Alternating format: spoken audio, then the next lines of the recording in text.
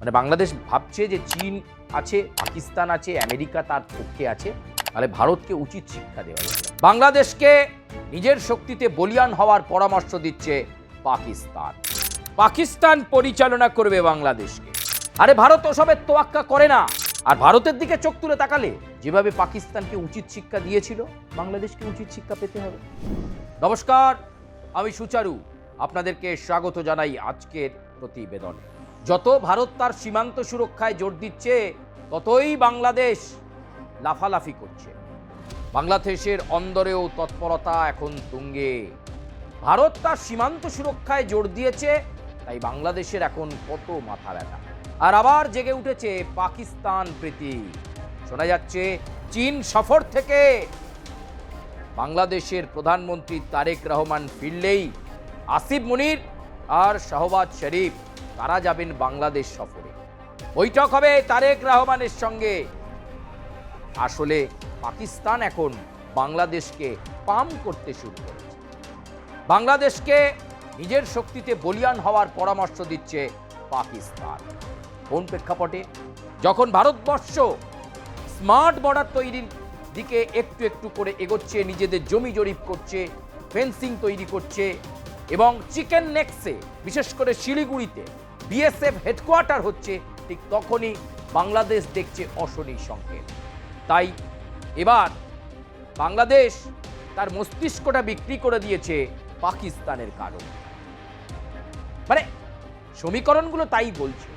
চীন সফর শেষ করে তারেক রহমান দেশে ফেরা মাত্রই বাংলাদেশের প্রধানমন্ত্রী তারেক রহমানের সঙ্গে বৈঠক করতে শাহবাজ শরীফ আর আসিফ মুনির যাবেন। যদিও তার আগে এই যে মে মাসেই পাকিস্তানের এয়ার চিফ মার্শাল তিনি কিন্তু ইতিমধ্যেই ঘুরে গেছেন বাংলাদেশ।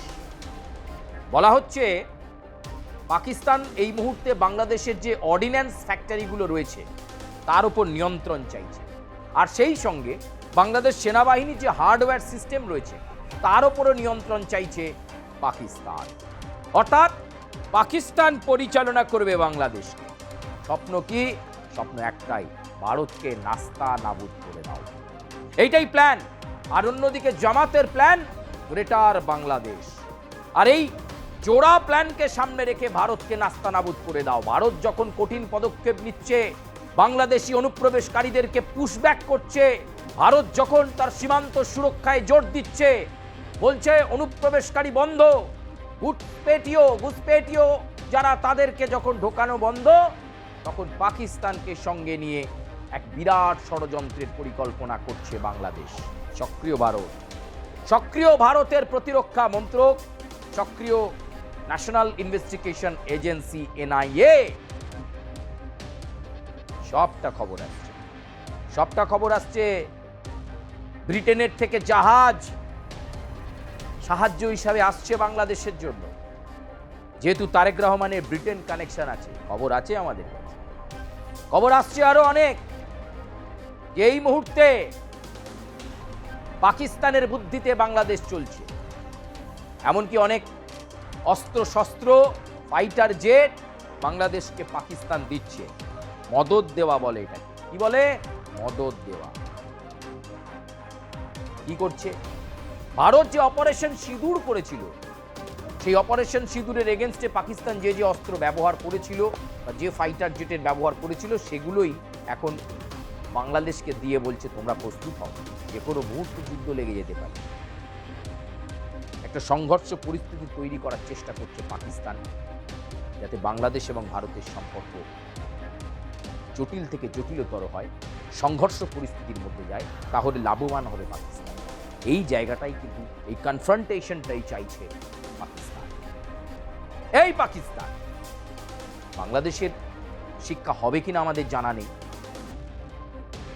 কোনোদিন বাংলাদেশকে কোনো বড় ক্ষতি করার কথা ভারতবর্ষ ভাবে। ভারতবর্ষ এখন শুধু ভাবছে যে আমার দেশের নিরাপত্তা বেষ্টনীটাকে সুরক্ষিত করতে হবে।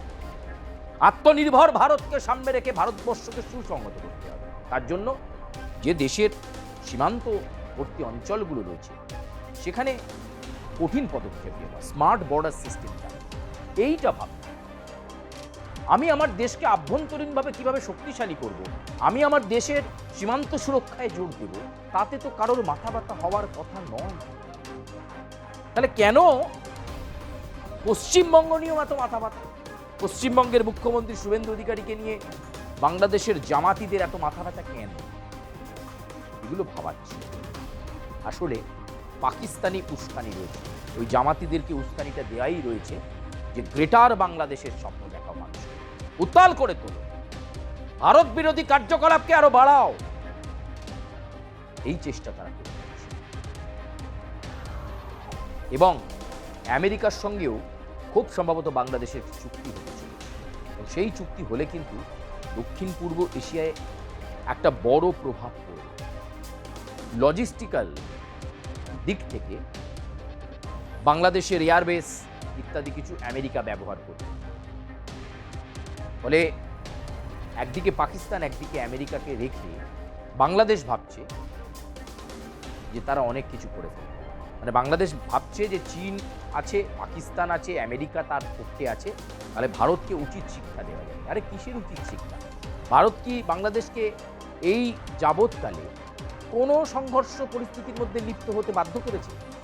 নাকি ভারত বলেছে বাংলাদেশকে এসো ভাই আমরা লড়াই করব? একবারের জন্যও নয়। ক্রমাগত ভারত বিদ্বেষী কার্যকলাপ চলেছে। ডক্টর ইউনূস যখন অন্তর্বর্তী সরকারের প্রধান উপদেষ্টা ছিলেন বাংলাদেশে, ক্রমাগত চলেছে, উস্কানি চলেছে, ভারত বিদ্বেষী কার্যকলাপ চলেছে। কিন্তু ভারত সেই সময় যেটা দেখিয়েছে সেটা হলো ধৈর্য। ভারত যেটা দেখিয়েছে সেটা হচ্ছে কাম কুল। বাংলাদেশের আভ্যন্তরীণ বিষয়ে আমরা নাক গলাবো। সংখ্যালঘু হিন্দুদের ওপর বাংলাদেশে লাগাতার আক্রমণ হয়েছে, ভারত শুধু রিকোয়েস্ট করেছে, অনুরোধ করেছে এই কাজটা না হলেই ভালো। সংখ্যালঘুদেরও সুরক্ষার বিষয়টা বাংলাদেশের তৎকালীন সরকারের দেখার দরকার ছিল, তারপরেও বন্ধ করে। কিন্তু ভারত কি কোনো সংঘর্ষে লিপ্ত হতে গেছে? আরে ভারত ওসবের তোয়াক্কা করে না। ভারত এখন নিজের যে শক্তিতে বলিয়ান হয়েছে তা সেটাই যথেষ্ট। পাকিস্তান তার ব্যবসায়িক দিক এবং যেহেতু ভারতের চিরশত্রু, সেই জায়গাটাতে এই বাংলাদেশকে লাগাতার টিপ্পনি দেওয়া এবং এই দেবো সেই দেবো, অস্ত্র দেবো, লজিস্টিক সাপোর্ট দেবো, তোমার সেনাবাহিনীর হার্ডওয়্যার ওপর নিয়ন্ত্রণ নেবো, অর্ডিন্যান্স ফ্যাক্টরিগুলোর ওপর নিয়ন্ত্রণ আমার থাকবে বাংলাদেশের। পাকিস্তান কিন্তু বড় প্ল্যানে চলতে চাইছে, বড় প্ল্যান দিয়ে বাংলাদেশকে লড়াইয়ের ময়দানে নামিয়ে। অতীতে বাংলাদেশ ভারতের সম্পর্ক বন্ধুত্বপূর্ণ পরিবেশেই থেকেছে, বন্ধুত্বপূর্ণ পরিবেশে থেকেছে আজকের নয়, বহুদিন ধরে। এবং বাংলাদেশের জন্য সবসময় একটা আলাদা সেন্টিমেন্ট ভারতবর্ষের কাজ করেছে, এখনো সেটা কাজ করে।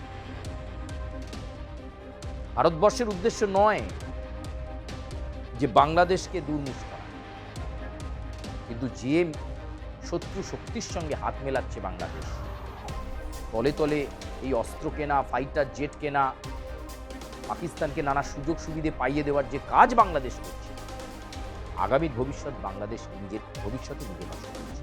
আর ভারতের দিকে চোখ তুলে তাকালে, ভারতে একটা কিছু করলে যেভাবে পাকিস্তানকে উচিত শিক্ষা দিয়েছিল, বাংলাদেশকে উচিত শিক্ষা পেতে হবে। খুব সিম্পল।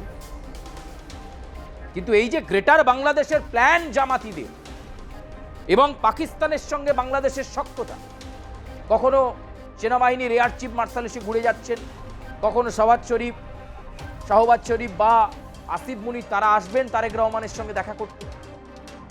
সবটা মুভমেন্টের ওপর কিন্তু ভারতবর্ষ নজর রাখছে, তার ইন্টেলিজেন্স রিপোর্ট প্রত্যেক মুহূর্তে ভারতবর্ষের কাছে আছে।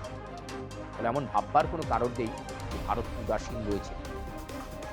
ভারত তার জায়গাতে একেবারে ঠিক রয়েছে। প্রিয় দর্শক, আজকের মতো প্রতিবেদন এ পর্যন্তই। আপনাদের সঙ্গে নিশ্চয়ই দেখা হবে। কিন্তু আপনারা কি মনে করছেন, এই যে লালমনিরহাট, চট্টগ্রাম, সিলেট, বিভিন্ন জায়গায় যে সেনা তৎপরতা লক্ষ্য করা যাচ্ছে, বলা হচ্ছে যে পাকিস্তান এইভাবে বলেছে বাংলাদেশকে তৎপরতা করো, অ্যাক্টিভিটি করো, পাকিস্তানের ইন্ধনে এগুলো হচ্ছে।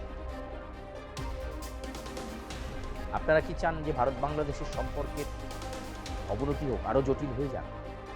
প্রিয় দর্শক, আপনারা আপনাদের মন্তব্য কমেন্টে জানাবেন, লাইক করবেন, সাবস্ক্রাইব করবেন, বেল আইকনে প্রেস করবেন এবং অবশ্যই আপনাদের গুরুত্বপূর্ণ মতামত আমাদের কমেন্ট বক্সে জানাবেন। আপাতত ধন্যবাদ, দেখা হচ্ছে অন্য